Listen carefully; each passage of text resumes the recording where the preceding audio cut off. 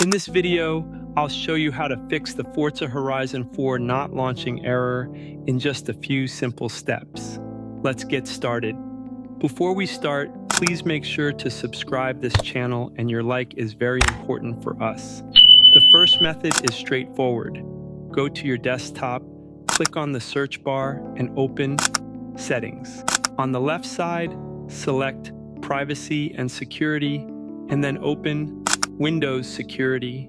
Inside Windows Security, click Virus and Threat Protection. Scroll down to Manage Settings and turn on options like Cloud Delivered Protection, Automatic Sample Submission, and Tamper Protection.